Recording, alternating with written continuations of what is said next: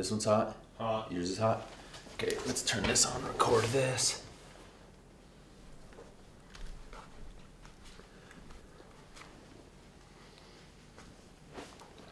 Okay, yours is on.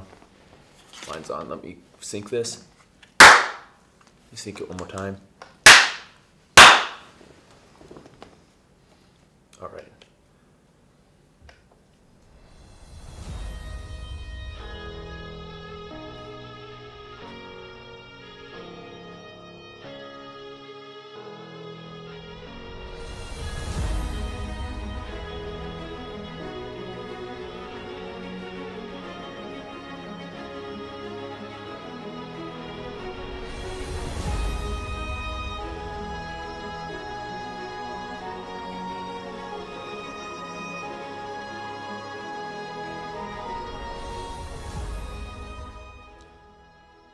All right, guys, I'm James O'Neill, your host of the O'Neill Ops podcast, and this is the place where we break it down. We go into detail with the equipment that we use and how we use that equipment, application specific. Last podcast we did was with Gunworks, and this one's going to be something along a similar line, but also completely different. So today what we're going to be going over is a custom built air rifle from Utah Airguns. And I'm just going to give you guys kind of a brief rundown real quick on what my mindset was on trying to get my hands on one of these rifles. Okay, this was when COVID hit last year. I believe I'd have to look back in my Instagram, but or my messages, but I want to say it was like in February or even March. I got a hold of Utah Airguns, and they'll be chiming in here real soon. And what I wanted to do was get my hands on a rifle that was very accurate, that was very precise, but what I was thinking in my mind was trigger time. Okay, I knew what was going to happen. I'm not saying that I know everything, but look at what's going on right now with powder, with primers, with ammo. It's tough. It's crazy. And this is something that you can shoot using air. No ammo at all. And I'll tell you what, fellas, I grew up shooting air guns. That's one of my first guns, an AutoAir 2 CO2 pistol, Powerline 880 Daisy. Put a scope on it, made my own makeshift PVC suppressor for it. Just, all sorts of things.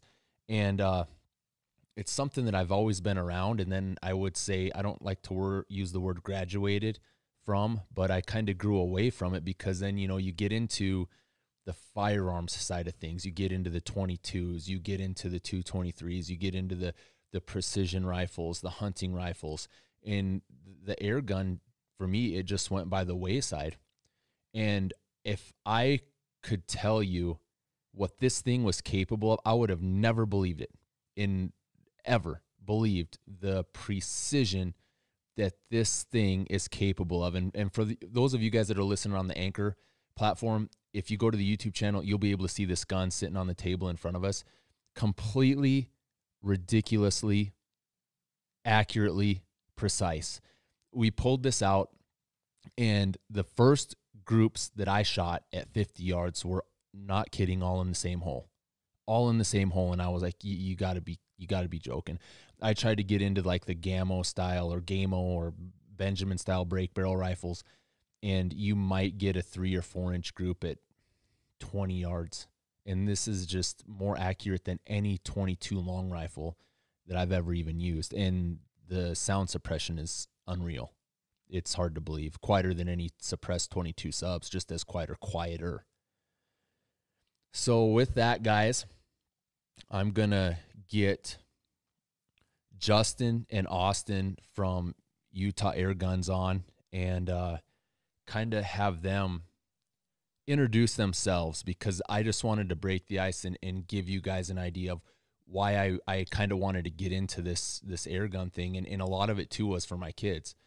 My kids love to shoot. They love to hunt. And this is an awesome sport, an awesome venue, which my oldest has been into the firearms already quite a bit, and he's only at 12 years old, but this is a whole different ball game. It's completely different. So, hey, Austin, are you in, or Justin, are you in Austin there? We are. Hey, man. We are. Awesome. Good. Glad you guys held. Hopefully I didn't ramble on too long there. So why don't you guys, I can hear you guys good. John, you can hear him good, can't you? Yep. Why don't you guys introduce yourselves? Whoever wants to go first, just go for it. We're just going to, kind of have some fun and BS here and explain to me what you guys did, to start the business that you have, what you're, just go from there and then we'll go into detail. Okay. All right. So my name's Justin Jacobson. I'm with Austin James. We're the owners of Utah Airguns. So how we got into it, I guess. So I started back in the beginning. I actually owned a convenience store, and I was just really into the airguns. And I thought, you know what? I'm going to just try and get a couple of accounts with some vendors and see, I know I saw that some of the requirements were like a brick and mortar storefront was a huge one. I was like, well, I have that.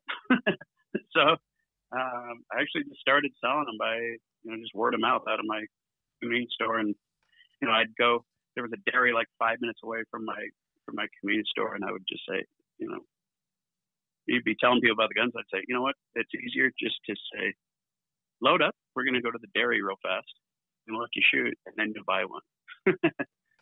And that's how it got started. And then, as that progressed, it got busier and busier, and it kind of got a little bit awkward for, having, stand around with air guns in the convenience store. So we probably had to separate this. And so I started another, we opened a new location that was just Utah Airguns, and started growing from there and started building an online presence. And that's where this guy sitting next to me came in. I was, I'm good at a lot of things, but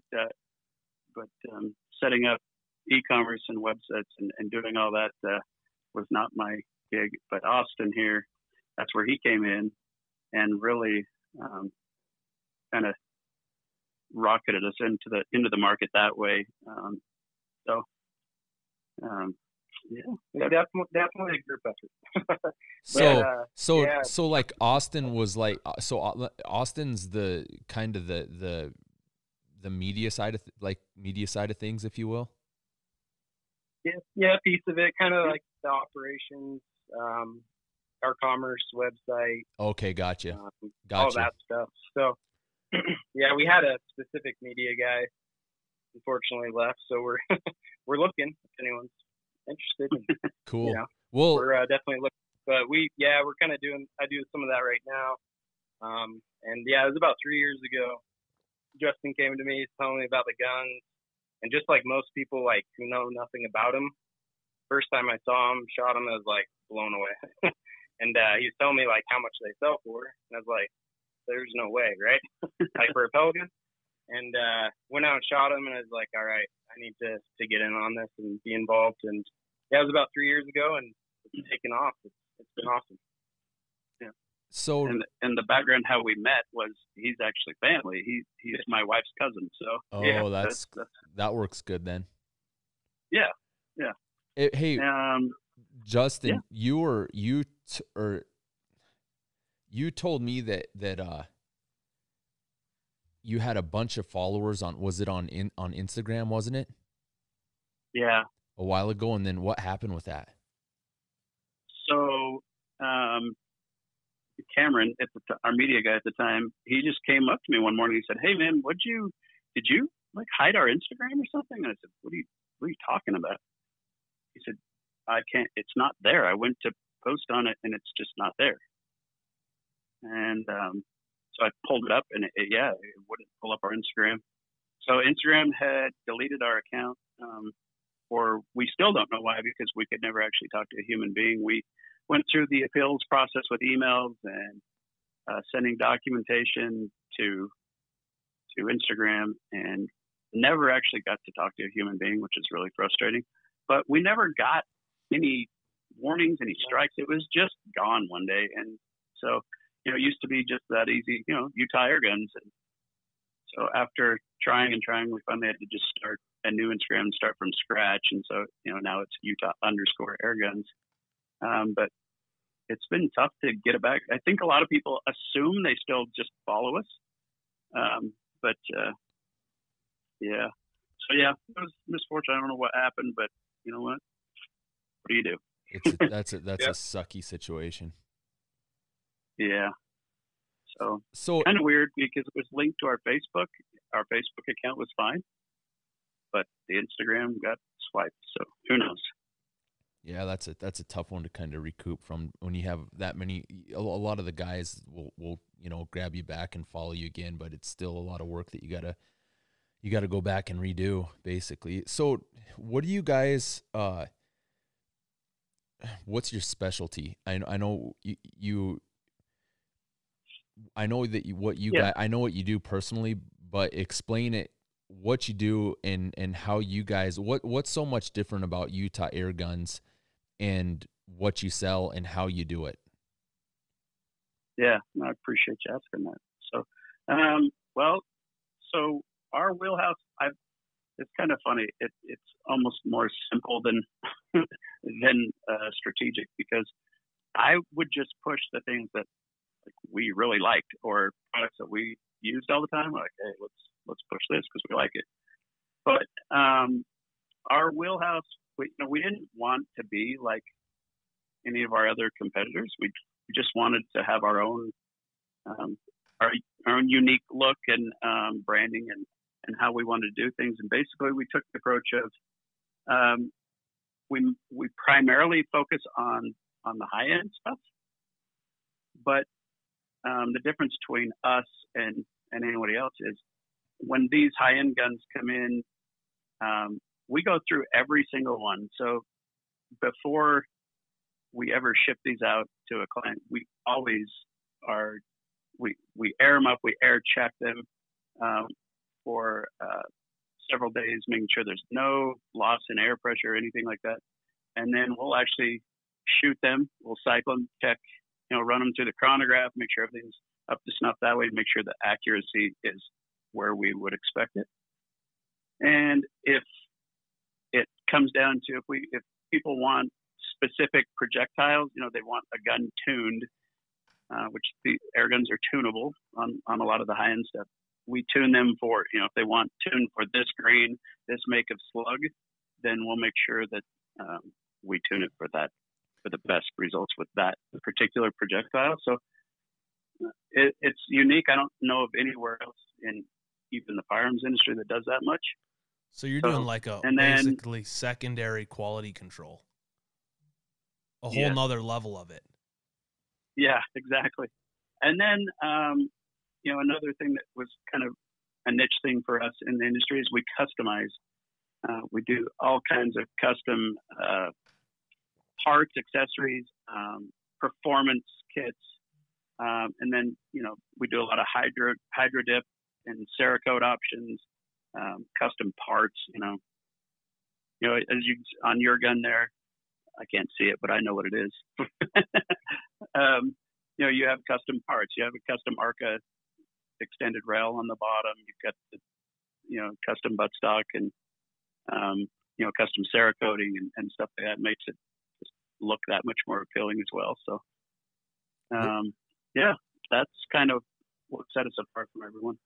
That's really understandable. That's kind of one of the things that turned me on with you guys is like what you said. You're kind of catering to the higher end. These things aren't cheap, and rightfully so. I mean, in general rule of thumb is you get what you pay for, and it's crazy. I'll tell you what, man. I'm on quite a few, a couple internet forums, and one of them's a Predator forum called Predator Masters, and I made one post and I bet I had 4 or 5 guys asking me about them, and one of the fellas I think was going to buy one, but it's just crazy the quality that these are. Maybe when we get towards the end of this, we'll kind of do a breakdown for the guys that are watching this on YouTube on this rifle that'd be awesome. that's sitting here. You know, yeah, we'll hammer through it real quick because it's a slick setup. But let's go over. I've got a list of questions here, and you guys, I'm not gonna pretend to know anything about the quality. This is the advancement, the technology, or whatever. Everything that goes into these rifles is, compared to what I was used to, is ridiculous. And so, like I said, you get us into firearms where we're messing with neck tension or, you know, ladder testing, powder charges, different primers. Also, that's a little different, but that's essentially what you guys are doing to an airgun rifle to enhance its performance. And so, a lot of guys out there are going to be like, "What are you guys talking about?" So let's inform them. We've got a whole list of questions here. Let's kind of run through them, and you can take, you know, a couple minutes and hammer through each one and just give guys a ton of info. So, I'd love to. Yeah. So you have a PCP airgun. What is it? Okay, so PCP. It's not it's not a drug gun. No, it stands for pre-charged pneumatic. So what that means is these guns are pre-charged with high-pressure air. They have an onboard tank or cylinder, which, you know, average anywhere from 3,000 to 3,800 psi, and then they are regulated down, you know, to an operating pressure that is optimal for the gun. And so the cool thing, you know, a pre-charged gun compared to, say, like you talked about, you know, you had gammos and stuff like that. You're like, man, I can't get these things to shoot. The biggest difference is they don't run on a great big like ram piston, you know, something that's like clanking. You know, they tear up your scope in 10 shots and stuff like that. These are all done on precision air valving. So there's a hammer that opens a valve with a burst of air that propels the pellet or slug, whatever you're shooting, out the barrel. But you mentioned, you know, when you compare it to like, hey, you got to, you know, with firearms, some of the precision stuff is like, you know, like you said, neck size, you know, tight ring chambers, you know, getting the right ladder charts on barrels, or, you know, charge rates, you know, powder speed, stuff like that. Air guns are actually no different that way as far as the result, because with a pre-charged air gun, we actually will tune and control the dwell time of the valve. So it's basically like tuning for, say, in comparison to like a slow burning powder versus a fast burning powder.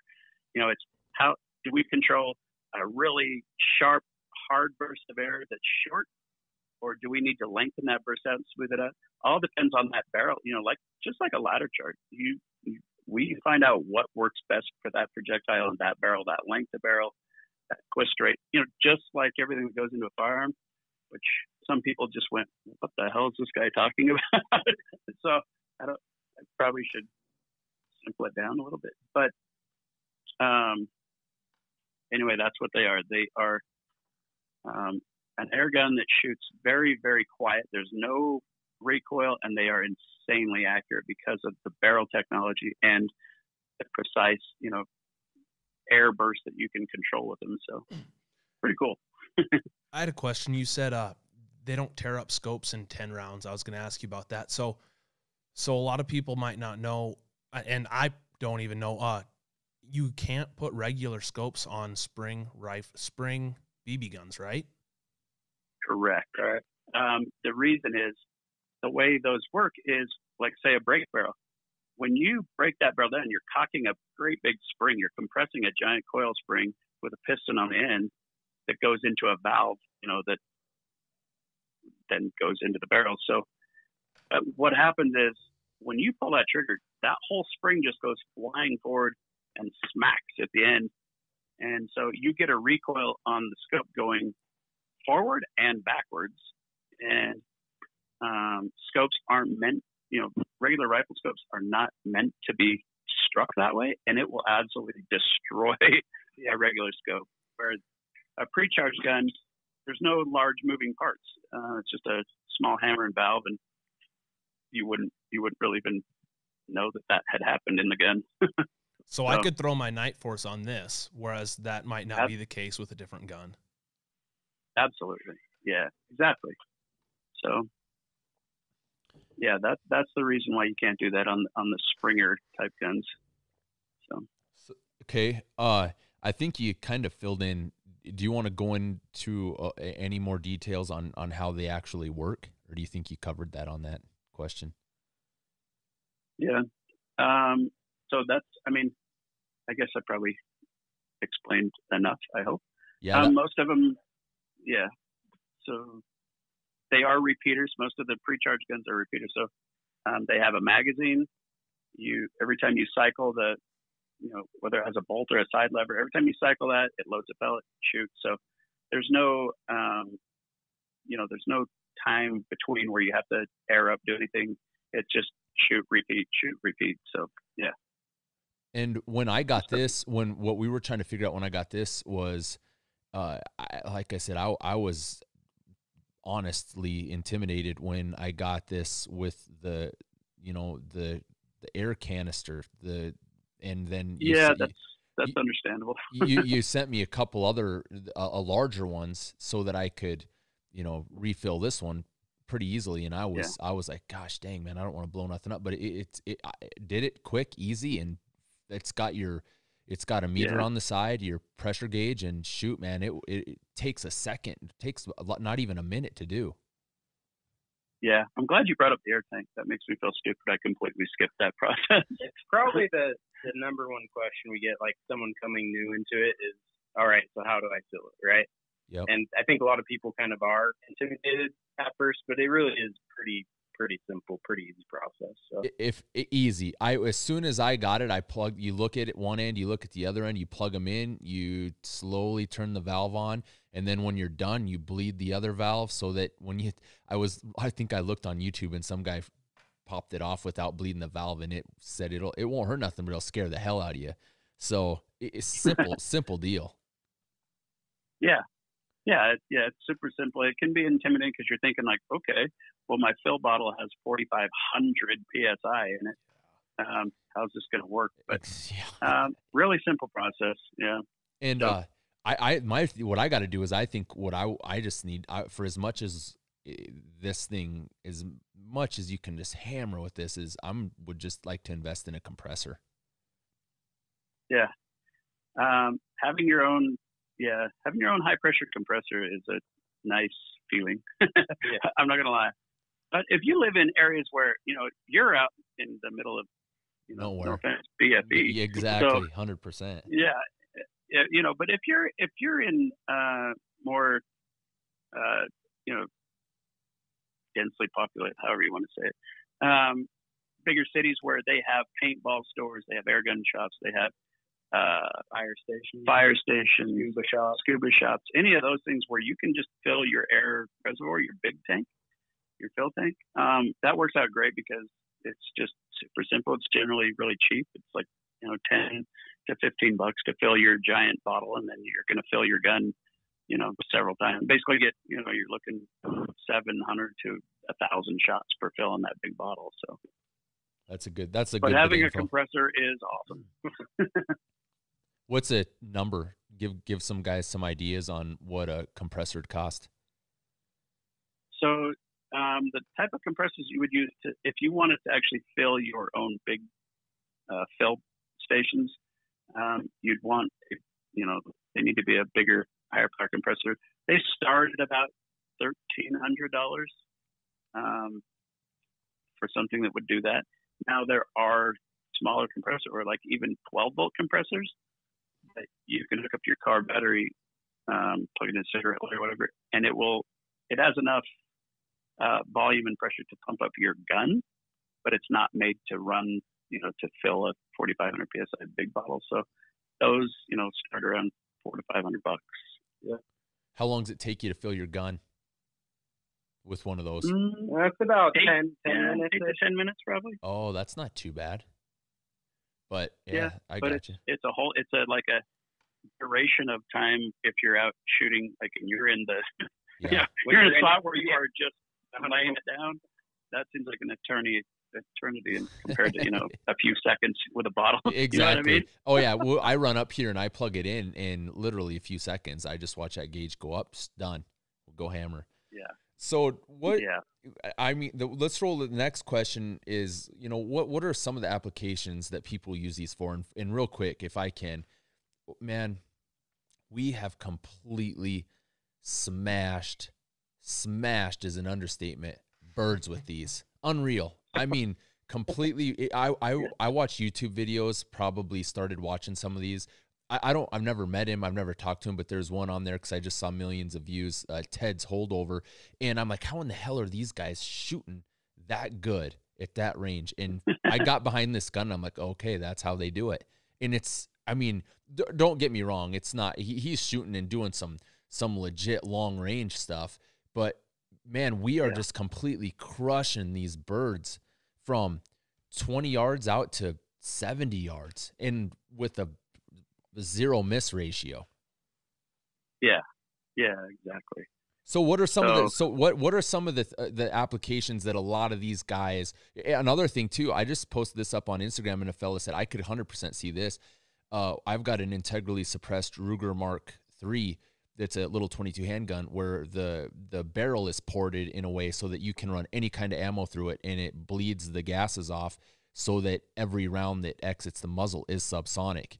And it's a perfect weapon to dispatch predators, or animals, problem animals. And this guy said he carried his around and used his air gun for that. And I can completely see an application for that too. Yeah. No, absolutely. So, there's a broad range. So, I mean, starting even from just people that want backyard plinking with, really crazy accuracy and they're cheap to shoot. So people like a lot of target shooting and plinking stuff. Primarily our audience is more guys like you, where it's, they love to do pest control, small game, medium game, and then, there's a little bit for everyone in the high end airgun market because we have clients that are hunting, ground squirrels, all this stuff, and shooting long range, up to clients, hunting with 50 caliber air guns in Africa, killing Cape buffalo. No kidding. That's serious. Yeah. And so on the hunting and pest control stuff, there's pretty much an air gun for anyone. And then you have, we sell to law enforcement agencies who, again, where it's not a firearm, they'll use it, SWAT and some of the other government agencies. I don't even know if we're supposed to say what they buy or not, but yeah, whatever. But a lot of them, the appeal is they can use that to shoot, say, if they're doing a raid, they can shoot out cameras, they can shoot out lights, they can shoot dogs compromising the ops, whatever. And they never discharged a firearm. Therefore, if the op goes as planned and you don't have to use your firearm to defend yourself or anything, then they, the way they explain it to me is there's zero paperwork compared to even if you shoot a sub round at a light in those ups, if it's a firearm discharge, you have to do reports on that. It's crazy. It's a process. That's crazy. Yeah. I was wondering about. That's cool as hell to think about that though.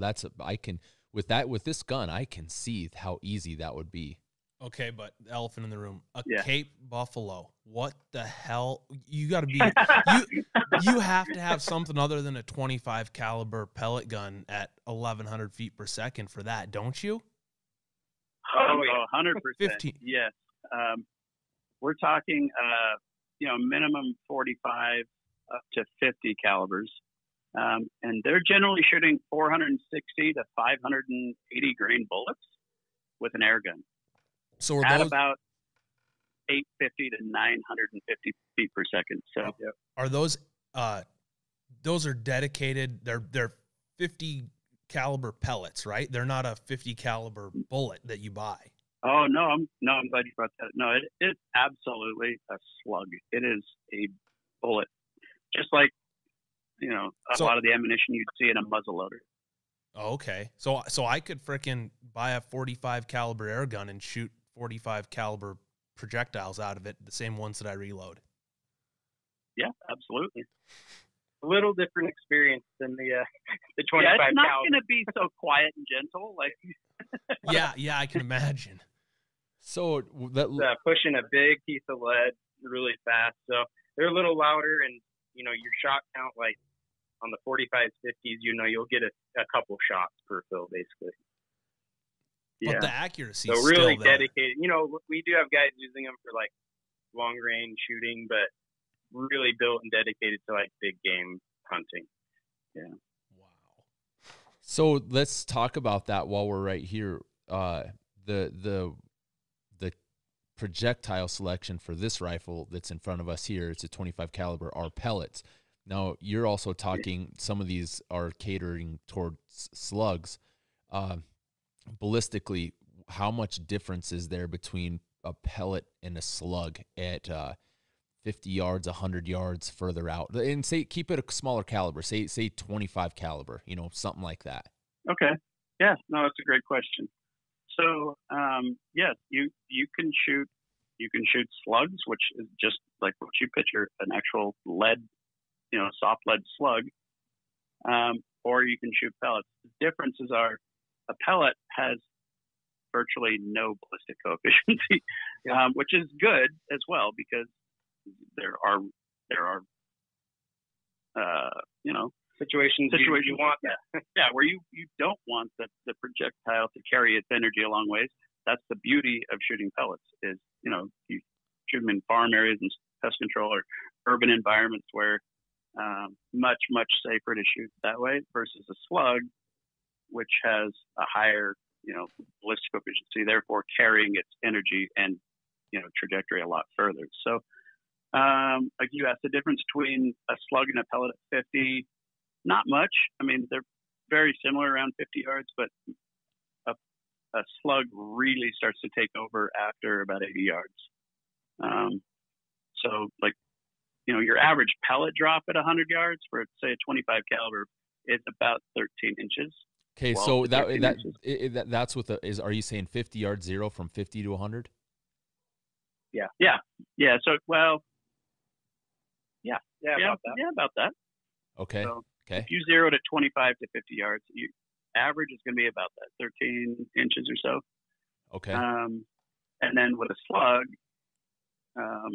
depending on the slugs and velocities, one thing about slugs is you can push them faster, more accurate, whereas a pellet, I'll go back to that, but at 100 yards, the trajectory is going to be a little bit less, but at 150 yards, it's going to be a whole different ball game. And at 200 yards, it's not even close. So, your trajectory out to 100, you're going to cut down about half the drop, but then, out past that, it's a drastic difference. So, yeah.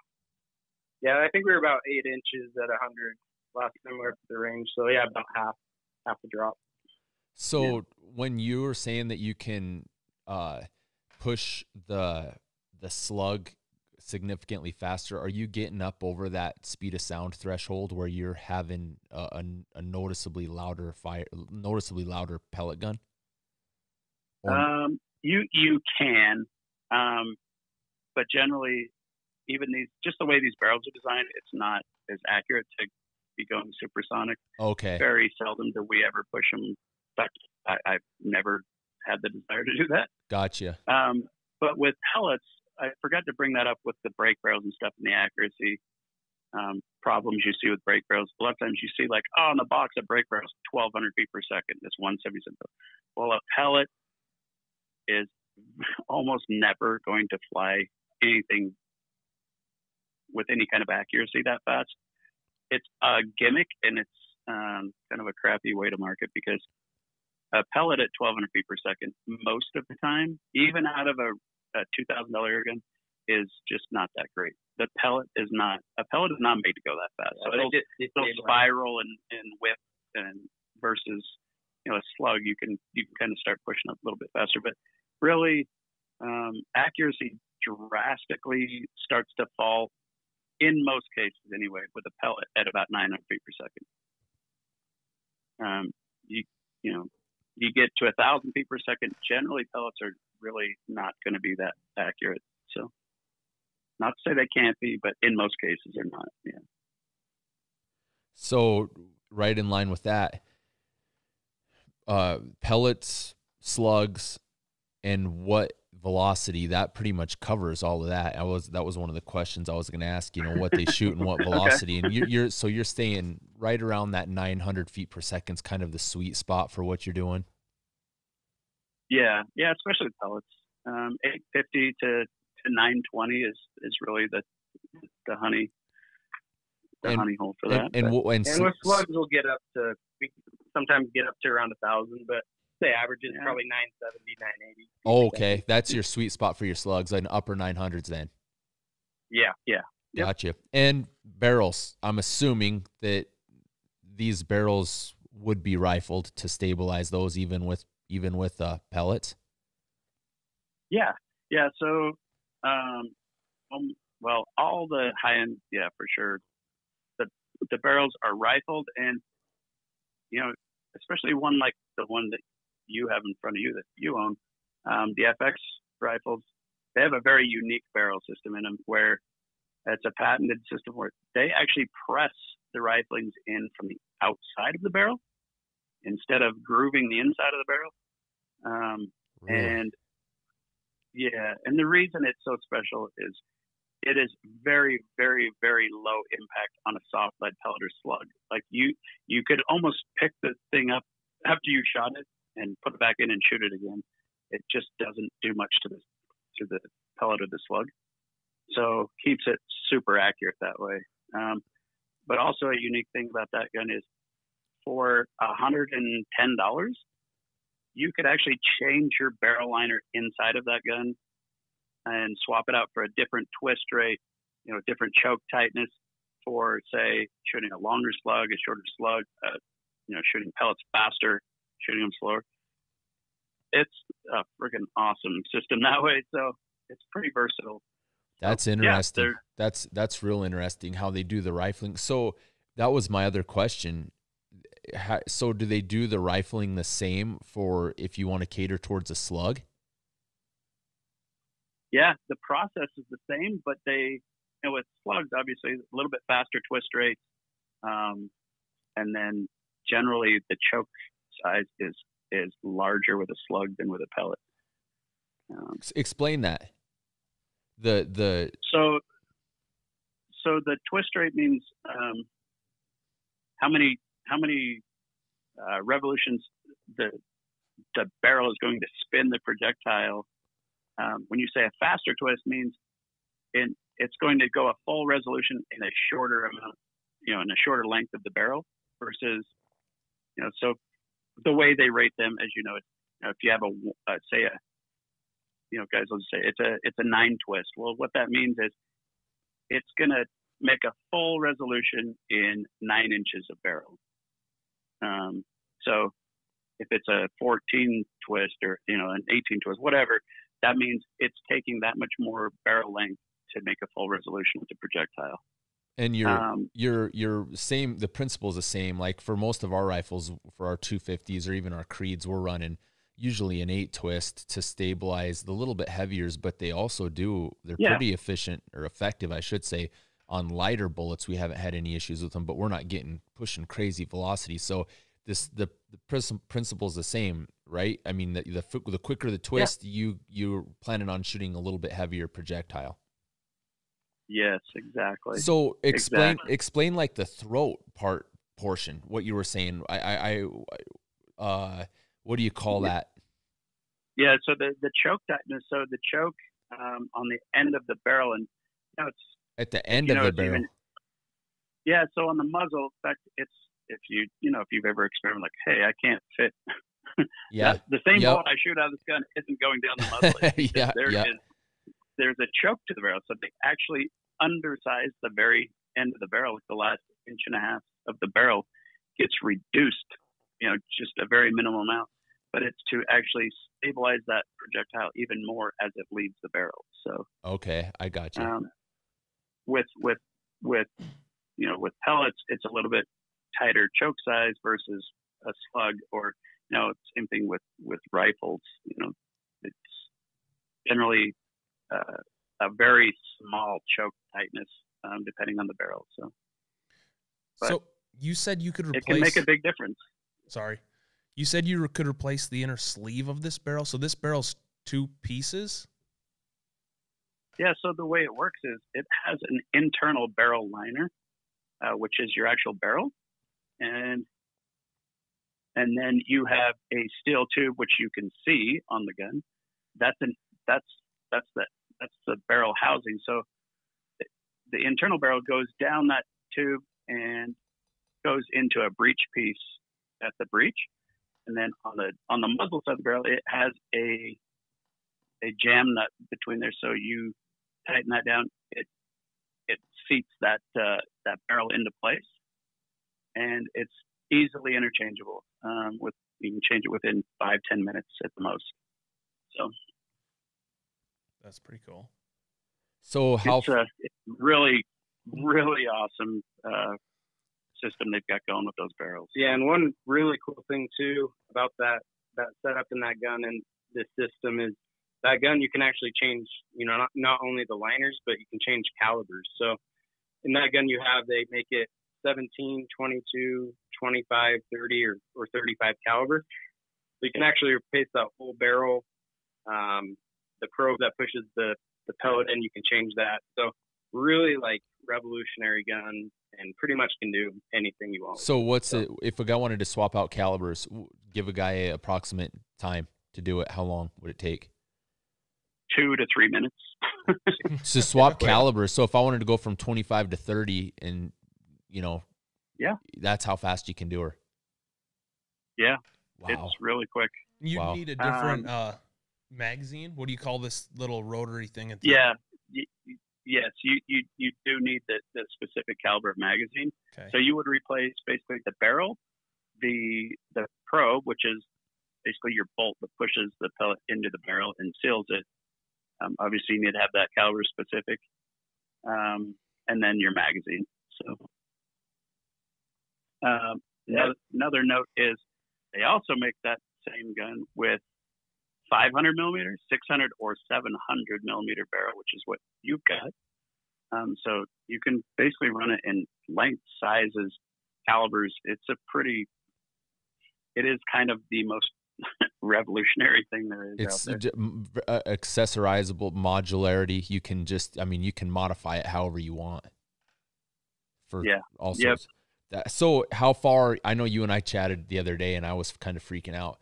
How far can you shoot accurately with? Give us two different scenarios. Not a completely tricked out gun, but say something like what this is that I've got, and then it's going to something that's like something that you've shot that's a slug gun.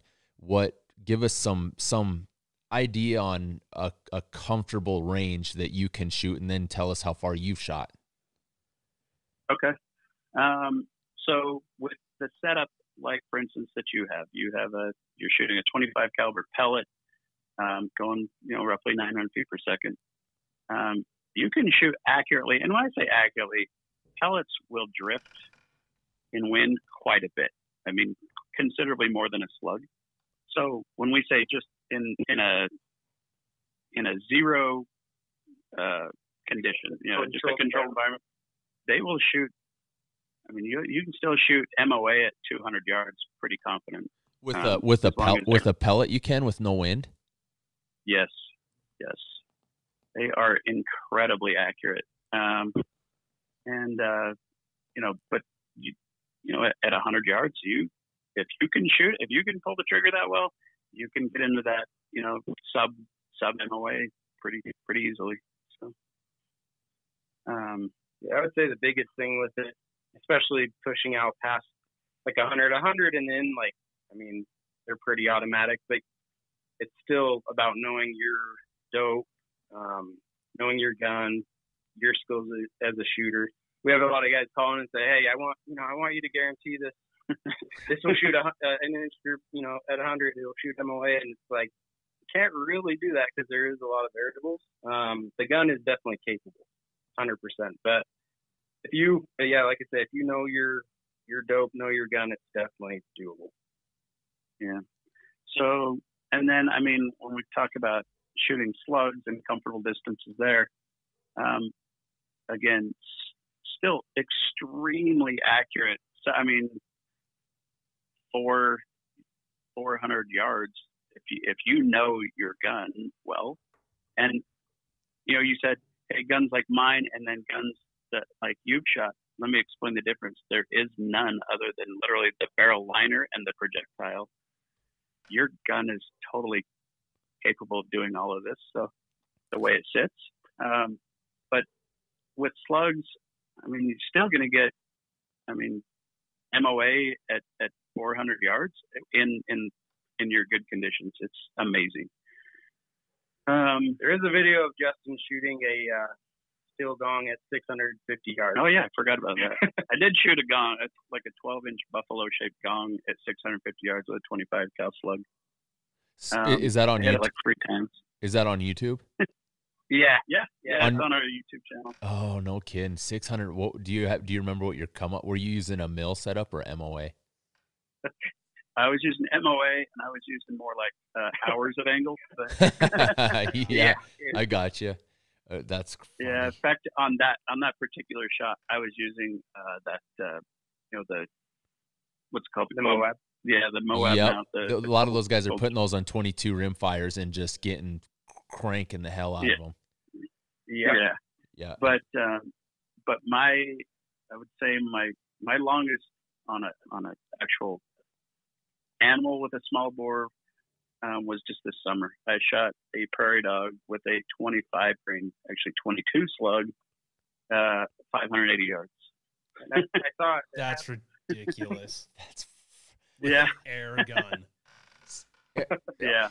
And were you using the same setup, like your MOA setup that you shot out to 650? I actually wasn't using a cold bore on, the Moab mount on that. I had my big, 7.5 to 35 Night Force attacker on my gun, but I had 30 MOA built into the mount, and then, man, we're holding over too. So yeah, I used up all my turret, and I honestly don't recall exactly what I had in the turret, but I like to vary the details. But I was still holding like 40 MOA hold over in the reticle, and a lot of wind as well. But I will say this: every shot I took was within an inch of that prairie dog until I hit it. No kidding. Yeah, so as far as accuracy wise, they're crazy accurate. But you have wind, obviously, and all kinds of things going on at that distance. So That's still impressive. That's crazy to me. That's really crazy. it's crazy to me too. Actually, I kind of was like, I can't believe I just did that. Yeah, it was awesome. But we actually have a video through the scope camera and everything on our YouTube channel of another ground squirrel hunt, and a friend of ours in California that we were hunting with. What was it, 565? And that one's on video, like through the scope camera. Yeah, 530, I think. Something like that. I don't know. It was a long ways. So yeah, that one's on film too. Pretty awesome. So they're capable of it then. absolutely. So the next, like you said, ridiculously quiet. I mean, they're quieter than a suppressed 22 rimfire. So yeah, there's nothing to it. There's absolutely nothing to the sound of the pellet in flight is louder than you can just. A lot of times I can hear that pellet in flight, and then all of a sudden, it hits a bird, and it's just a big old thump. Yeah, the smack is the loudest thing. Yeah, it's pretty nice. Sounds like someone getting hit with a freaking ping pong paddle. It does too. That's what it sounds like. That's a great description. That's a good analogy. I like that. So the next three questions I think kind of flow in line. They're not considered firearms, so shipping guns to other states, and give us a little bit of a brief rundown on both of those. Okay. So first question on is it a firearm or is it? No, it is not. It absolutely is not. And that's why you can add aftermarket, we call them shrouds in the business, aka suppressor. So without any kind of, NFA. You don't need a tax stamp. Yep. You don't need any, we'd like to keep it that way. So we refer to them as shrouds, but no, so no, they are not in any way, shape, or form a firearm. So the laws for shooting firearms where air guns are shot, completely different. And the same with the processes of purchasing one. You could go to our website right now, purchase a fully custom air rifle, and we can ship it to your door with no background checks or no registering. I will say real quick, there is just a couple states though that do. I don't think it's considered a firearm, but basically like a regulated weapon. So yeah, just a couple states, but pretty much everywhere else. But they're done, and nobody we want to talk to lives there. No, I'm just kidding. So most places you could shoot this legally in your backyard in town. Yeah, I mean, it boils down to your local laws and restrictions. But even then, I mean, I'm not gonna lie, right? Like I've shot in town a lot where, yeah, and honestly, it really would boil down to, were you being dangerous with the weapon, and the discretion of the officer that shows up. If you're on the outskirts of town, but you're technically in city limits, and somebody, whatever, reports you for shooting for whatever reason, the officer shows up and they say, you're like, well, I'm shooting an air rifle out here. And they're like, oh, carry on. We've never had issues that way, but not to say you couldn't, I won't guarantee it. You definitely want to be safe, careful. Look at the local laws, I think. We actually had a sheriff pull up on us, was that 6 weeks ago? We were just shooting prairie dogs, and gets out, and he's like, oh, Justin's like, hey, you want to try it? He's like, yeah. So he's there just shooting prairie dogs with us for a bit. So that's awesome. I think it just depends. We want to be safe and cool with them, but yeah, check the laws for sure. So what's why would somebody be more interested in buying one of these? Like personally from use, I can tell you why, but from your experience, why would somebody buy a high-end rifle like this, a air rifle versus a 22 rimfire? Well, that's a great question. And I think go take a look at a gun store today, and you would answer your own question for a lot of that. Ammunition and stuff is hit or miss right now. It's super expensive. But like we touched on before, it's the joy of it is they are probably more accurate. Like you said in your intro, it's more accurate than any 22 rimfire you've ever shot. So, and there's literally no noise, no recoil, anything. And there is no firearm law against it where you're shooting. So it's kind of like, why wouldn't you shoot it? Yeah. Ammunition's almost nothing. Once you own the gun and your air source, you shoot for almost nothing. At 10 to 25 caliber pellets for 350 pellets is $17 of the nicest pellet in the world. I'll tell you what, guys, I'm 100% sold on these, and like I said, we like to, I don't want to say have luxury stuff, because we use what we've got, we hammer with it, but most of our gears, I would like to say, is high end. It's more expensive, and this is right in line with it. I would grab this over a 22. I mean, the capabilities of this thing, other than maybe having to be a little bit more careful on, if you're banging it around, if you break a gauge or something like that. I mean, it looks durable, robust, and the precision, the mag, the rotary mag, how you can put X amount of rounds in it and go, the stealth mode, quiet, no noise, and then coupled with the precision capabilities. I mean, to me, if I was a guy in a city, dude, and I don't know if I should be saying this, if I was a guy in a city, I'd have one of these in my freaking window, and if somebody was breaking into a house, I'd be kneecapping with it. I mean, it's a legit sniper rifle. It's 100% like I said, it's just, it's awesome. I grab that thing and you get excited to shoot it. It's just so much fun. There's a fun factor there. Yeah, exactly. And, you know, I tell people this all the time, and I've sold thousands of these guns, and every person that I've actually talked to in person saying, like, this will be your favorite gun. And they're like, I got a lot of guns. You know, I'm like, yeah, I do too. But I can promise you this one will be your go-to. And they're like, okay, yeah. And then they come back a month later and like, you've ruined me. It is. It's It's most shotgun and your favorite gun. it is too. I said that the other day about thermal. I'm like, man, you know, I when you get into thermal, you're awestruck. You're like, how in the hell does this work? And I was right in line with that on this gun. Like the way that I felt when I shot it, it was the same damn thing. I'm like, how? You got to be kidding me with this. Just amazing. Yeah. And if you want the double whammy of dopamine, you use thermal on Airguns. That's a good way. And you and know there's what? A whole new world open to you.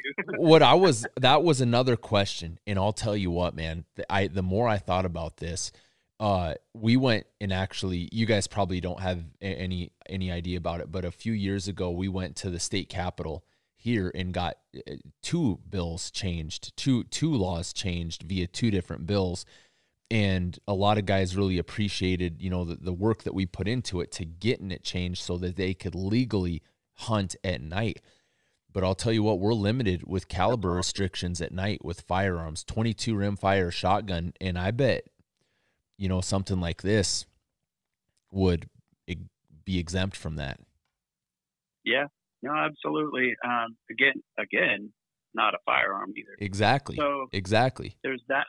There's that, and you know, even here, we did a presentation for the Division of Wildlife Resources this winter to use air guns for the fall turkey hunt, which is basically like your deprivation hunts for landowners. Yep. And they just were mind blown, and they said, "This is the greatest thing ever for fall turkeys." You know, that was the good part of the story. The bad part of the story was. The legislation shut it down because air guns don't pay Pittman's Robertson tax, the firearm excise tax. So they said, well, we don't want to allow that because they don't pay the tax. So, oh, no kidding. Really? Which is weird because that's Utah. And here's the biggest kick in the balls. And I told them this. I said, how do you guys feel that California has something legal that you don't? You should be ashamed of yourself. No you can kidding. hunt turkeys in California with air guns. Yeah. So that's a bummer, but hey, what? I'm looking at this gun right here, and we'll go over it whenever we break this whole rifle down when we talk about it real quick. One thing that I wanted to mention too that I forgot about, why would you buy this over, say, like a rimfire? Yep. How many times have you had to scrub and clean your gun so far since you had it? Exactly. Nothing. I haven't done nothing to it. I never thought of that. Exactly. That never occurred to me. There is no gun scrubbing. Do you recommend any kind of, I mean, obviously you don't want to get it too dirty, but is there any parts on this that you recommend lubing or anything like that a guy should kind of pay special attention to keep it? I've probably got, I don't know, how many pellets are in one of those canisters? 350 and 25 caliber. Oh yeah, well we've had to shoot over 1,000 easy then already and haven't done nothing to it. So yeah, any recommendation on kind of the upkeep? So the upkeep on air guns is pretty simple usually. I tell people, you know, depending on the gun, well, on any air gun, if it doesn't give you a reason to clean the barrel, leave it alone. If it starts to maybe throw flyers here and there, okay, run a patch down it with a little bit of degreaser is all. You actually don't use like a solvent or anything of a petroleum type on these because it hardens the breech O-ring that's in the barrel. But other than that, no, you could leave. I mean, on your moving parts, basically, you could keep a tiny maybe dab of silicone grease to keep O-rings hydrated better. and obviously, a little bit of gun oil on the outside if there's a steel part. Most of them are aluminum, but just general, so you don't get corrosion and stuff. But other than that, there is really not much to do with them. Just keep them, keep them dusted off and clean and wiped down. That's about it. So do those O-rings ever wear out? Like you mentioned, like replace them every 5 years or every 200,000 shots or something? Yeah, I mean, I've had guns that I've shot thousands and thousands and thousands of pellets through and never had to change one. But they can wear out. I mean, it's just an O-ring. It's a $2 O-ring that you slip in, and no big deal. But they can wear out. But if you've never had to replace one, that's not something I would think anyone would worry about, right? I've had to replace them, but it was more like, like say there was something with, somebody didn't have the bolt closed all the way or something, and the air kind of hit it hard and popped it out of the O-ring groove that's in there. But I mean, simple fixes. It's not, a breech O-ring will go out every once in a while, but it's not a common thing.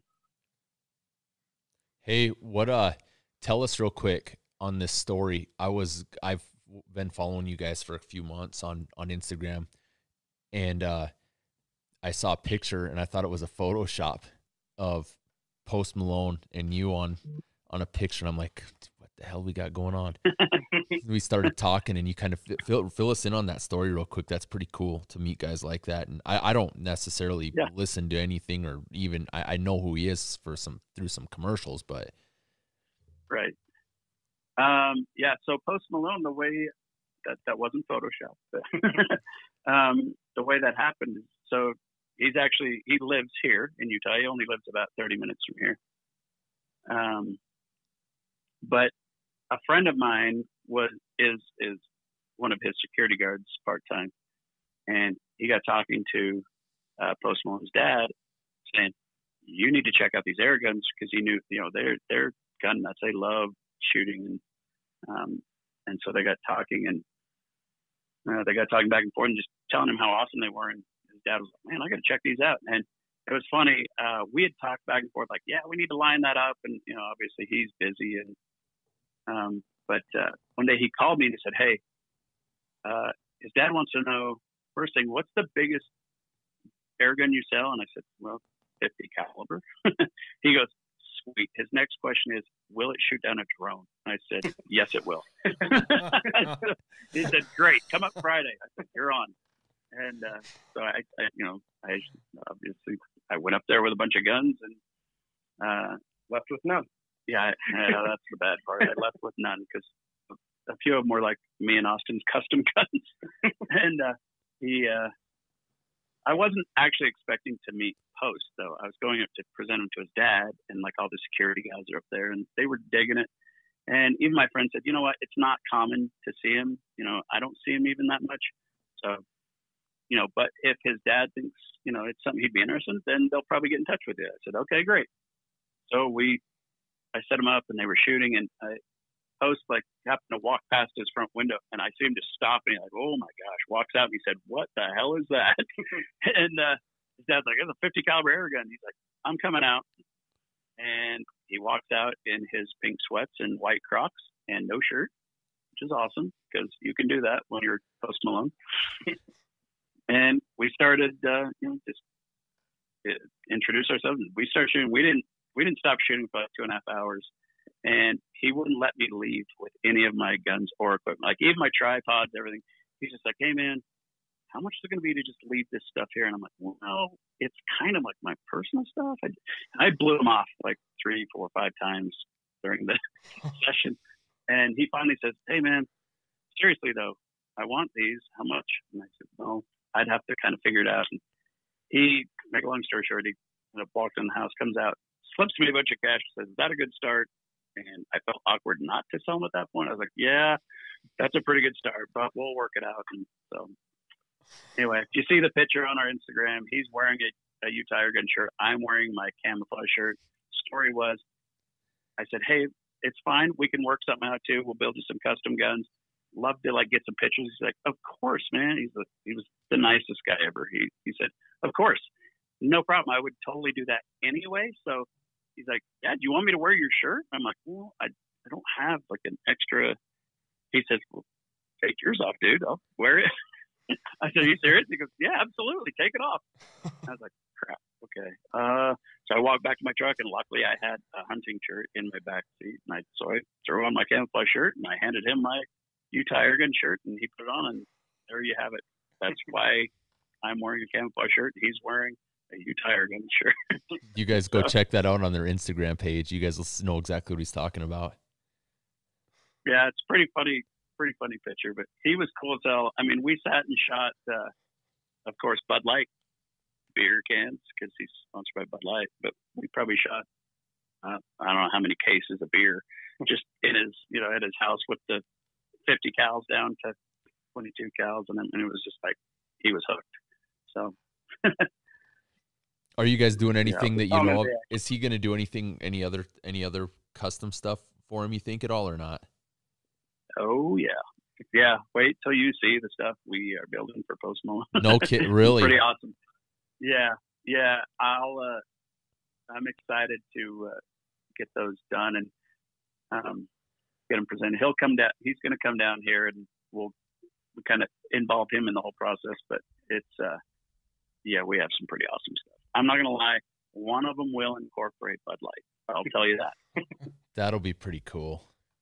That'll be real sweet. So, you guys will be you'll be showing everybody that stuff on Instagram. yeah. So, and he was cool. He said, "Hey, you can post anything you want as far as pictures." So he goes, I probably won't post on mine." I was like, "I get it. Yeah, cool. Is what it is." So, but we did sell some. We like talk about it? We did. I'm not gonna lie. There was a client that names with Rozzy Osborne that got some guns the other day. Oh, that's funnier than shit. What did that guy do? He may or may not have gotten some guns from it. So, jeez, that was pretty cool. I was like, damn, we're cool now. That was awesome. Oh, that's cool. Good for you guys. That's awesome. Yeah. Who knew? So People are catching on. yeah, there you go. There's a little bit of something for everybody in Airguns. Exactly. So, yeah. Gosh dang, man. Is there anything that you guys that you can think of that you'd like to go over for any other talking points before we kind of run through this gun real quick? We hammered a lot of good stuff, man. We did hammer it. You had some great questions too. Yeah, that's good. I think that was good. And we're obviously big fans of you guys too. So we're like, hey man, we're always trying to incorporate what we do with the firearms world. So I guess that is a talking point. Like the one big thing that we do here is we all get out and use these things. Like everybody that works here owns air guns, shoots them, lives it all the time. And same with we actually teamed up with the NRL, the National Rifle League, for their 22 series. So there's now an airgun division in the NRL 22, which is cool. Gotcha. That's cool. I heard that. That'll be awesome. So we're trying to get more and more out for that. But this year last year we just did pellets because we did want to open it to be like, hey, this is a pellet gun, not whatever. But now this year, because they added the NRLX, which is longer distances and stuff like that for the 22s, but in the regular 22 division, we can now shoot slugs, and that's a damn game changer. So because we can shoot, the wind is not near of a factor when we're shooting little teeny steel targets at 100 yards, and seeing some crazy scores with air guns now. In fact, a lot of times they're in the top 5% of the scores. So pretty cool. Yeah, that's really cool. But yeah, I will honestly say, and I'm glad you've had the same feedback, is they are literally the funnest things you will ever own. Dude, it's like I said, I've got a bunch of 4K video of some kills, but it's not anything compared to what I want to get, and I'm waiting on that Taxicam so I can film behind the eyepiece. But this rifle deserves every bit of justice that I can possibly give it. It's I mean, it's thank you. Absolutely, man. I appreciate what you guys did to go through in detail and kind of break it down on what you do, how you not only customize the rifle, but custom tailor it to a specific projectile, whether it's a slug or a pellet. And that's there's not very many, if any, guys in the firearms industry that go to that. You know, I mean, you might get a custom gunsmith once in a while that may. I've had guys ask me quite a bit, you know, you work up a load for the rifle for me. Yeah, I'm not going to take my time to do that. That's that's a lot of time that I don't really want to invest it in. And for you guys to do something like, I watched a YouTube video, man, on guys, the details that they go into to change the valving and everything on it to make it shoot as possible, as good as it possibly can. And I'm like, man, yeah, I'd rather have somebody do that for me.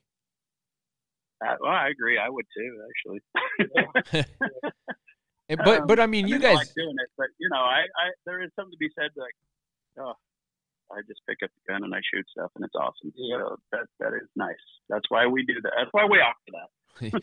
And you guys are so, I mean, you're so educated and well-rounded on what you do. It probably, I mean, you've got a system down. You can run one of these damn things through the ringer awful quick, I'm assuming, and get it shooting dots. I mean, you included, I've got an on-shoots 22, and it came with the target, you know, and I think it was, I'm pretty sure it was a 50-yard target. I'd have to look to verify that. I'm sure it's a 50-yard target. And I don't know, I'm assuming the one you guys sent with me was probably a 25-yard target, but if you held them up side by side and you did a 50-yard shot with this would shoot just as good. I would say better than the on-shoots would. Yeah. No, that's awesome.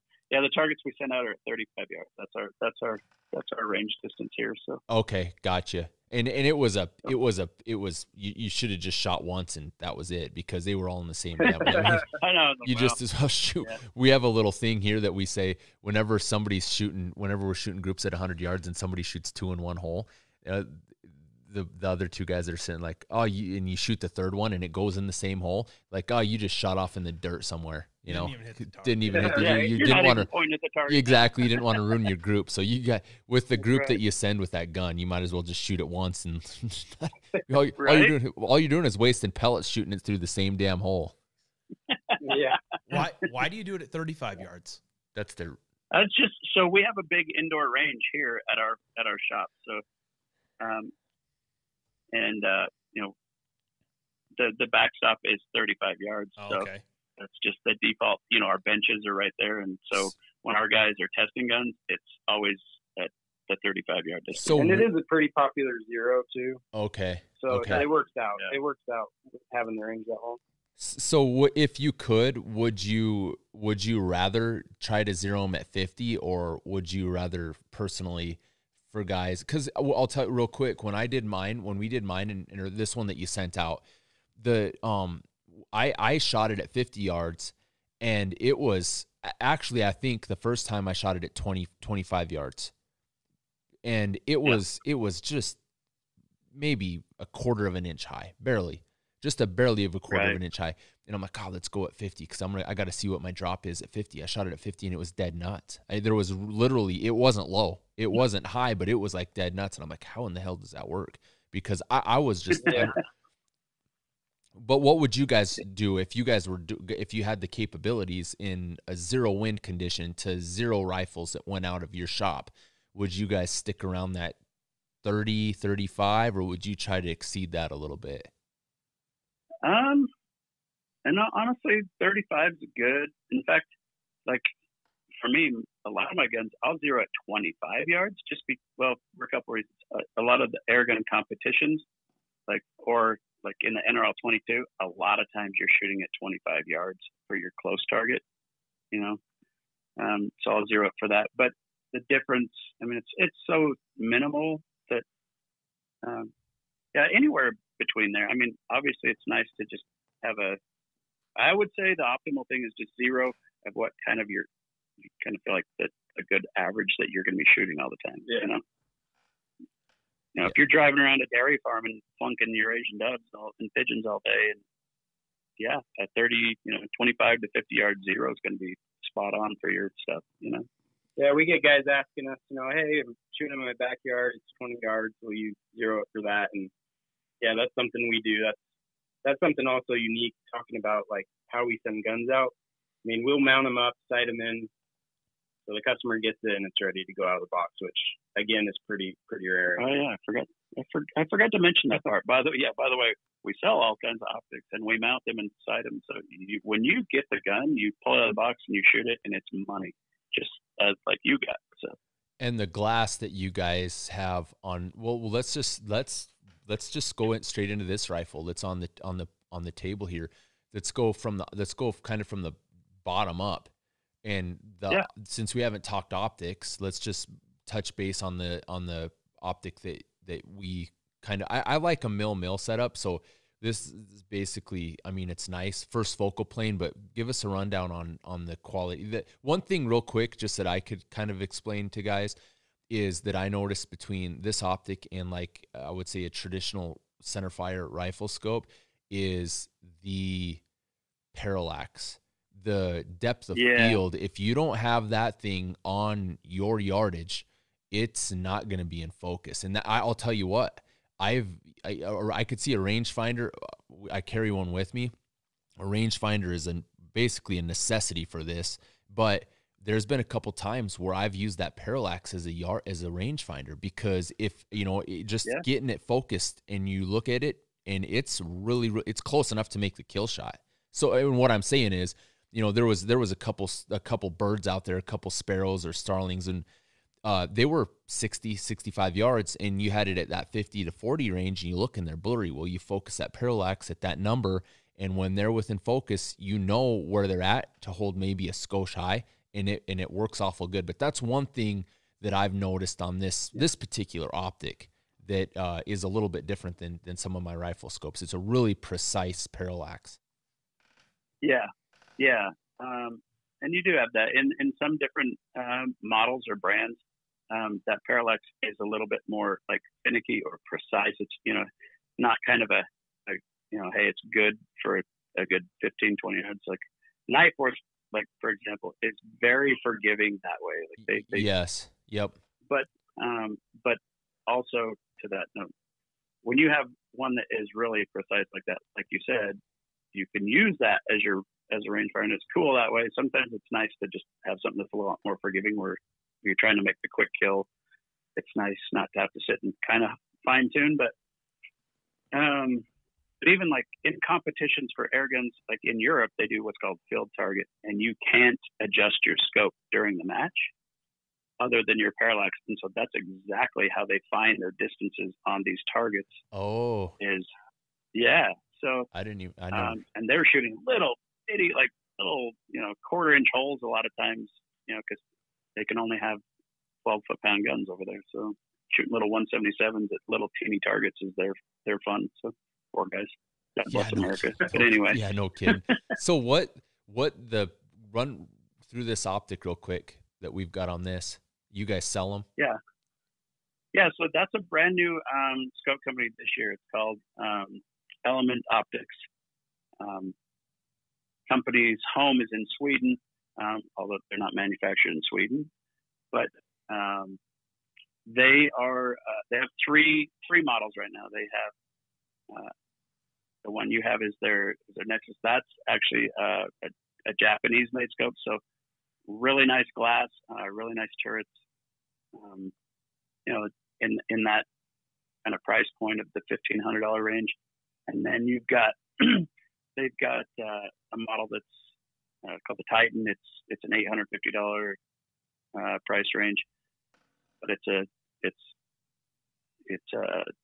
Chinese scope, but it's very, very, very nice. Like they're getting good. But it's 34 millimeter, nice heavy duty turrets, and then they've got a $400 scope and all of these scopes have zero stops, adjustable parallax down to like 15 yards, which is rare. So, and high magnification. So they're a really good scope company. That's up and coming, and they're really starting to. I mean, people are really starting to like those. But we carry Night Force. We carry Optison, we carry Athlon, we carry Hawk, and and then we carry night vision and thermal products from Pulsar and APN and Sightmark. So a little bit of everything, but that element is a really nice piece for the money for sure. Yeah, it's turned out really good for us. Is there anything particular, guys, on the rings like this? The one that first of all, the optic that we've got's a mill setup. First focal plane mill reticle, kind of like a Christmas tree style for hold, and then the turrets reflect the same unit of measurement. They're a mill setup also. I haven't got into actually dialing, getting actual dope down, but I plan on it for the video because I kind of want to see how far we can get this thing out on a calm day, just for the hell of it, Yeah, of course, it's fun. Yeah. No, and on those specific scope mounts that we have on your gun, that's actually an adjustable 2-piece mount. Yeah. So when you say ahead, let's see how far we can get that out. That is actually adjustable, so you can add minutes of angle to your mounts, and so you can fine tune the mount to your turret. So you can basically bottom your turret out as near the bottom of the turret, and dial your mount for your zero. So what that does for you is it allows you to use the whole entire turret travel to dial up, so you can dial out to a lot longer distances. So is that what you did on cool. this? Did you kind of bottom the turret out with these or not? I think on those we just I think I left them at zero MOA. Okay. Just for now you get the feel of it, and then once you want to start stretching out, you could start adding minutes to that however you'd like, and whatever you wanted to zero the distance. So gotcha. But it's simple. You just loosen some set screws. It is, when you do that, if you're going to, I suggest using a set of feeler gauges because it is really fine adjustments make a big difference. So something like some kind of measuring point, like a feeler gauge, or some kind of thin card that you could double up just to keep a really short adjustment. Okay. That's I didn't know that. That's something new to me, so that'll be really good for the review. Just taking a look at this rifle, you can tell, as we kind of talked about earlier, it does have a custom Cerakote job. I'm a tan guy, so this is Cerakoted in like a desert or a coyote tan or a flat dark earth. Yeah, we call it the O'Neill Ops color. Yeah, 50 shades of tan. Yeah, hell yeah, that's what I'm talking about. That's how it goes.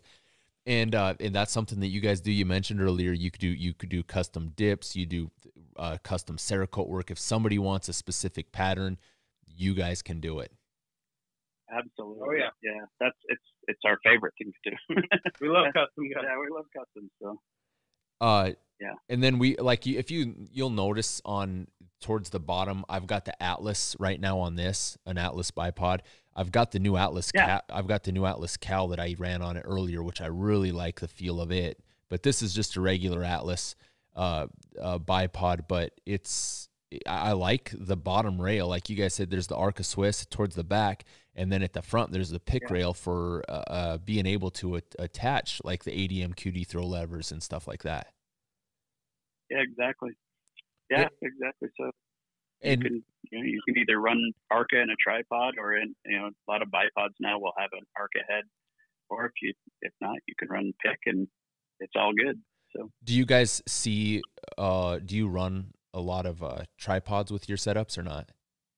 We do. We do. Do you really So you do a lot of like standing shots, seated shots with the tripod, stuff like that. Mm-hmm. We do, and a lot of ours, like when we're out shooting ground squirrels and stuff, a lot of times, man, we throw down the tripods. We're literally standing, so we have a better vantage point to see, something like if there's one just sticking just its head out of a hole. One big reason is we film a lot. Yeah, and that too. We film all through the reticle, so it makes it much more steady than just kind of leaning on something, or even on a set of non-static shooting sticks. It just makes it super steady. So I got you. We cheat. No, that's what we do at night with thermals too. I mean, hunting the steadier the shot, that's what we try to do. Yeah. And so this particular rifle, this is a FX Impact Mark II. Correct. And Correct. okay, and what if a guy was going to buy this rifle, what are the upgrades on this that would be, you know, what some of the things guys would need to know about? Like for me personally, I like the shroud. Okay, I like the shroud at the end. And then I do like the added on Atlas, or sorry, Arca rail with the pick rail at the fore end. I like that, how it kind of shrouds and kind of even covers up the bottom of that of your air supply, because a lot of times we'll set that on something, even, you know, when we're proned out, or if we're shooting even out of the window of a pickup at a rabbit or something, you can set that on without having that. It's kind of a steadier platform, if you will, shooting platform. Yeah. So the stock the stock rifle will come with it. It has a shorter bottom plate where there's an Arca piece that kind of just only goes out to about the bottleneck of the bottle on the bottom. So getting that bipod way out in front is, you know, as you know, it's a lot steadier. So, and it keeps things off the bottle and just makes it easier to shoot off of. But I had mentioned yours had a custom Saber buttstock, but I lied. yours is the factory one. That's kind of embarrassing. Okay. For some reason we put that on. Might have to owe you one of those now. It's comfortable. I wouldn't have known that. I mean, I wouldn't know the difference, man, to tell you the truth. Feels awesome to me. Yeah, exactly. Yeah, heck yeah. No, and it does have a little bit of adjustability, so it's, you know, it is really comfortable as well. But I could see it being one of those you don't know what you're missing until you try it kind of things too.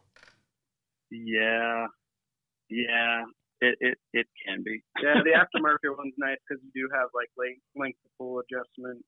You can adjust basically how the angle that it sits on your shoulders. Yeah, you've got that shoulder hook on the aftermarket stuff that, you know, you can adjust so it, you know, arches over your shoulder. So shooting freehand, or, you know, if you're just, you know, doing that static position off of a tripod, it kind of hangs on the shoulder easy. And so I'll get you one, actually. I will send you There you go. And what's okay, so we've got that the barrel. Let's take a look at the barrel on this thing. Yeah, so the barrel length, you've got the 700 millimeter barrel, which is what, 27-inch barrel, so pretty awesome. But and then on the end, you've got, you know, what looks like a suppressor. Well, it is a suppressor, but we call it a shroud, remember? But yep. And then there are all different aftermarket types, well, styles, I should say, of different ones. We carry the Donnie FL and the Huggett, both super, super quiet. So you can do those upgrades for pretty cheap too. So if you bought this rifle, like if you bought an MK2 Impact, you could add the aftermarket Donnie FL suppressor for what, $70. Oh, okay, not bad at all. Yeah. So you've got those kind of options, and they do definitely make things even quieter. So. Do they do. I never took it off to try it without. I just left it because I'm like, it's awesome how it is. It would be a big difference. Yeah. No, okay, I'll take your word for that. I mean, they're still quiet, but it's like a drastic difference. So. Let's go back and take a look at the trigger. Is that an upgraded option on this, or does it come with this trigger that's in it? Yeah, so that's the stock trigger. It's fully adjustable, and you can adjust, like if you want it to be a 2-stage, you can leave 2-stage travel. You can adjust that length of travel. And then you can also adjust, you know, the actual brake. So you can adjust it to anywhere from, you know, 6 ounces down, you know, up to, you know, whatever you really wanted, I guess. But it's all fully adjustable. So length of pull, you know, length of travel on first, second stages, the adjustable, you know, actual trigger pull, you know, your second stage brake. So that's factory, pretty awesome. Yeah, it is. I wouldn't have thought, I wouldn't have known any different myself. But regarding the trigger, feels like a custom trigger. It's just a nice, crisp brake. I wouldn't change it even if I could. with that. Again, Yeah, no, that out of the box, it's like probably nicer than, unless you have a custom firearm, it's going to be way nicer than any trigger you'll ever see. Yeah, I was going to say it's as nice as any custom trigger I've felt. Exactly, same thing. Power levels, the dial on the left-hand side that the guys can see on the camera, but there's you have like a numerical and then alphabetical on one side versus kind of explain that deal. Yeah. So there is an adjustable power. That wheel you're talking about is an adjustable. That's your hammer spring tension. That long story short, it's a power adjustment. You can just click it one click at a time to tune that tension that way. There's actually 3 external adjustments on that gun that you can do. One is that wheel you're talking about that controls the hammer spring tension, so power level. Also, your regulator pressure, so the operating pressure that the gun operates on is externally adjustable as well. And then you have on that one, which no other gun in the world has, a valve return tension. So when we talk about like fast burning, slow burning powders, we can fine tune the dwell time or say the burst of air, the length of it, or the intensity of it, all tuning off of that fine tune knob. So it's pretty awesome. So basically, when you get that fine tuned from you guys, don't mess with that power, with the That adjustable. is the best thing you could have said. Yes, I love that. Don't touch it. I mean, if you like to tinker and do things, be my guest, but you probably aren't as good as we are. I like buying a Ferrari. There's a good bet ours is better. Yeah, it'd be like buying a Ferrari and freaking tuning it. And once again, this is a 25 caliber that you guys tuned it for the specific pellets that it's shooting. Yeah. Right. Yep. And what can you run through the pellets real quick that I'm shooting? So you are shooting the JSB. I can't remember. I think we turned it for 25 grain pellets. Yeah. So 25 grain JSB Diablo pellets, and it in sense it looks just like what you would think, a round nose pellet. Yep. But they come out of the Czech Republic, and they are absolutely perfect pellets for the most part. I mean, they incredible ammunition. And we're looking at the capacity is a 26 round magazine. Yeah. Rotary. Yeah. So you have a giant magazine. That's another unique thing about that specific gun is it's got the biggest magazine in the industry. And I keep sounding like I'm trying to just pump that one gun that you have because it is kind of the most awesome, unique design. But there is something that, FX makes several different models, and along with other companies that we sell that are high-end air guns. I mean, you can kind of pick whatever is good for you. And that's what we always say. It's like, man, well, tell us what you like. Tell us what you don't like. Are you shooting from the truck? Are you shooting from the bench? Like, we can kind of guide and steer you into what products you want. But there's just so much to kind of brag about that particular model that you have. So, and you were saying we're looking at how many shots per fill on this rifle. When I fill up this air tank on the rifle, I'm getting how many shots with that?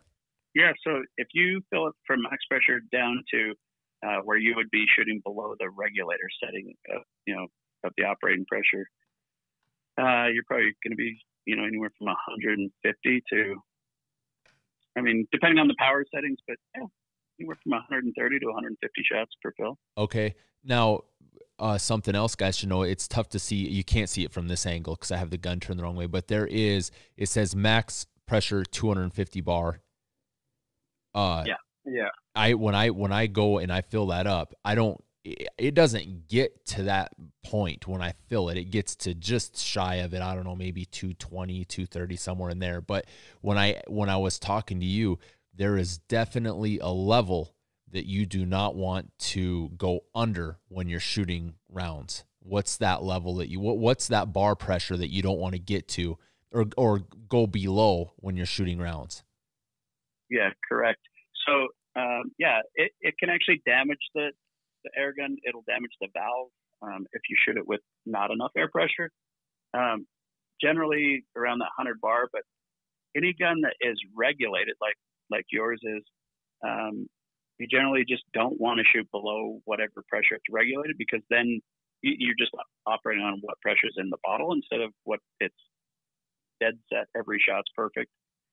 But once you get really low pressures, yeah, it can actually damage the gun. So you want to stay above that 100 bar. Okay, that's a safe point for just don't go below that. Yep. And it's available 177 all the way up to 35 cal in this particular rifle. Yeah. So that gun can be switched literally.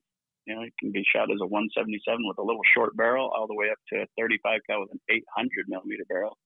So what is that, like a 32-inch barrel? So crazy. But it's almost like a bullpup style. The barrel comes back into the stock pretty damn. It is in fact a bullpup. So yeah, you're where the action is behind the trigger group. So you're able to have a long barrel and still have a short gun. Exactly. That's what's really nice about it. Really nice. And yeah. So if guys go to your what guys can do, what I did was I went to your website. It's UtahAirguns.com. Correct. Yeah. And you can go to a rifle builder. You can go to pick out what rifle you want, and you can deck it out with all these options, and it will come straight from you guys as they ordered it. Correct. Yep. Yeah. So, if you want to pick colors, accessories, calibers, length, it will change scopes, rings, accessories, anything you want. You can literally custom build out your own gun, so you can see what it's going to look like when it's done and the price it's going to be, and just click it, and the rest is awesome. It shows up to your door in that same configuration. Well, so, pretty fun. It sounds like it, man. My camera's blinking at me right now. I think that we've got 138 minutes on the pod. Wow. That's a lot of, dude, and it's solid info. That's what we like. So yeah. I can go back and basically I can go back and listen to all this and use it for the review, so that I'm not talking about something that I don't know what the hell I'm talking about. That's what I want to inform guys. I don't, that's how we gain info from guys like you that are subject matter experts in the field doing what you do. And that's awesome. Yeah. Man. We appreciate it. Yeah. Hey, one thing, one thing real quick, super fast, the power plenum, that's on the bottom of the stock. And then there's a separate, gauge underneath. What is that? Explain it to guys real quick, that option. Okay, so on that specific model, that is power plenum is actually a change they made to your rifle this year, first of this year. What they did is that the plenum is basically, that's your staged air. So it's passed through the regulator. It's sitting there waiting to be fired out the barrel. So bigger plenum means more power. But they also changed the valve system in it. That's what made it so unique, because it is crazy powerful but crazy efficient.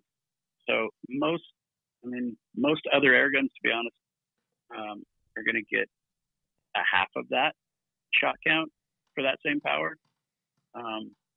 which is still a lot in most standards. So, but that's what that is. I don't really agree that they needed to we put a power plenum, because people go, well, what is that? Because it was just an improvement they made to the gun. I don't think they needed to show it off. It's like the Mustang GT with new tire. I don't know.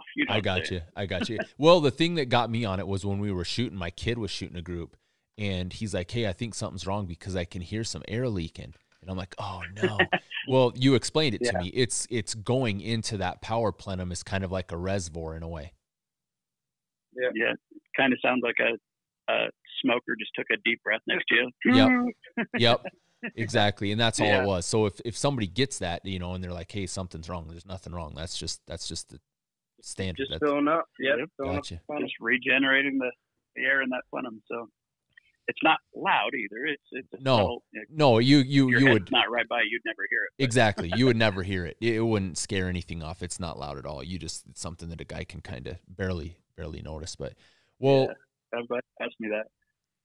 I think we covered everything, man, on this rifle. I'd love to do it again with you guys, maybe covering something a little bit different too. But I want to get a review done. It's gonna, like I said, this rifle deserves every bit of justice I can give it. I just want to make sure and get the footage to give it justice. I gotta do my part.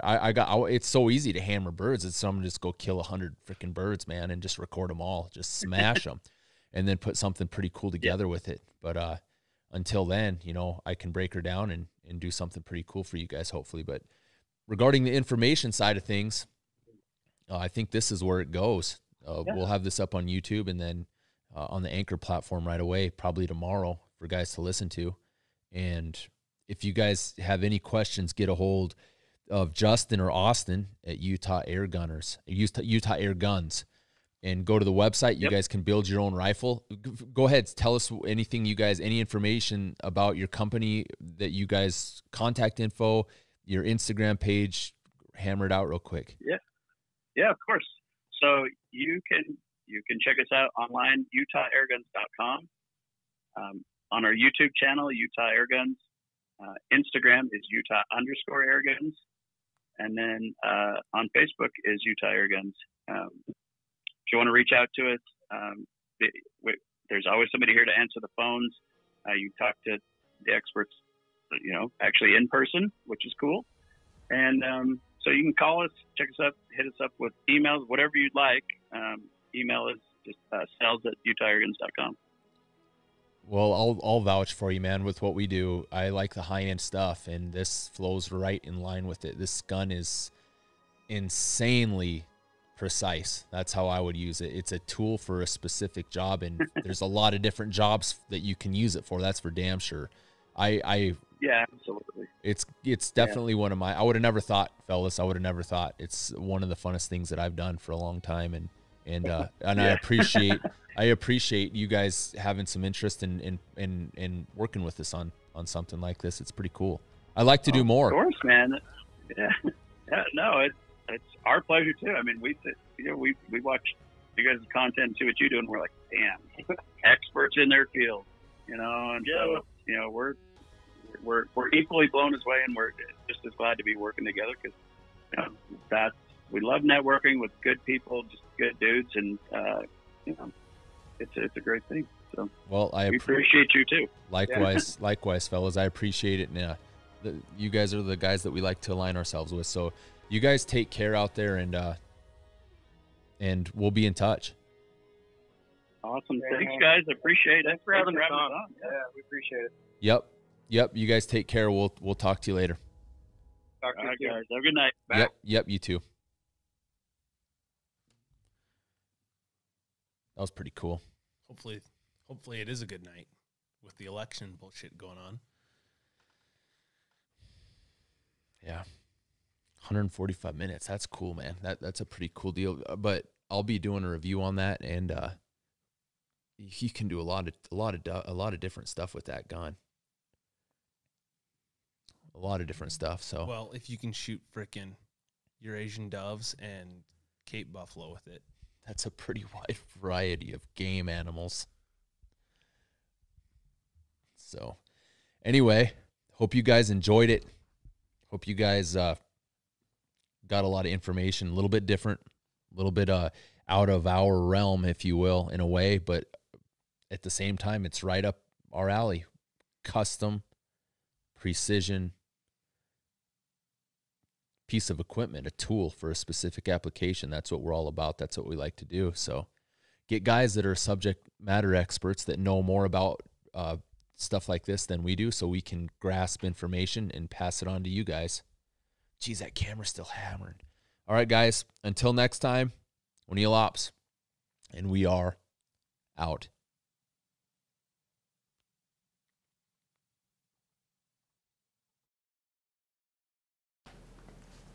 Nice. Dude, you see why I didn't finish my coffee? Dude, I don't know what the hell it is. That's still